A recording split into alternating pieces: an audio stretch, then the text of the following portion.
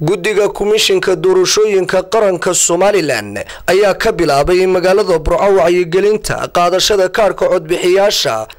ee gobolka Togdheer ka bilaabmaysa 8 bishan aynu ku jirnaa July waxaanay kala hadleen qaybaha bulshada sidii loo dardar gelin lahaa qaadashada kaarka codbixiyaasha doorashada madaxtooyada Somaliland ee la qoondeeyay inay dhacdo 13 bisha November ee nagu soo folle qaar ka mid ah xubnaha komishinka doorashooyinka ayaa la hadlay warbaahinta kan maanta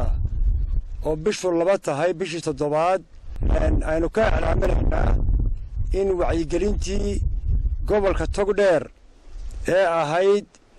kaar qaybinta ku saabsaneed kaar qaybinta sidii dadka looga wacyigelin lahaa in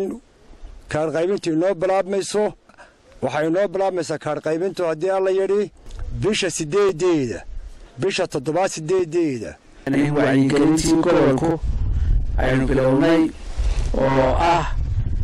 in ay ka qayb qaadanayaan NGO-yada ama shirkadii heshay gobolkan Togdheer maanta bishu laba tahay baana bilaabmaysaa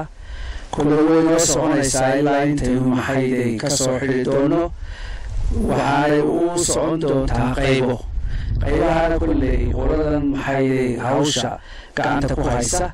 ayaa si sharaxi doonta annaga waxaan loo banaan inuu maxay gaarsiino muwaadiniinta gobolka degan inuu bilaabmay kaar qaybintii codbixiyaashu gobolka Togdheer oo dhan ayaa wacyigelinta laga fulinayaa oo degmada Burco iyo degmada Wadweyne iyo degmada Buuhoodle jeeda magaalada Burco waxa ka hawlgelaya 4 tiim wacyigelintii sidii loo qaadan lahaa kaarka ayaa socota komishinkii waa kaasoo annaga hawshii adan u qaashay iyo dadweynaha wanahay waa nagu wareejay علي داير محمد بوس TV Universal Burco.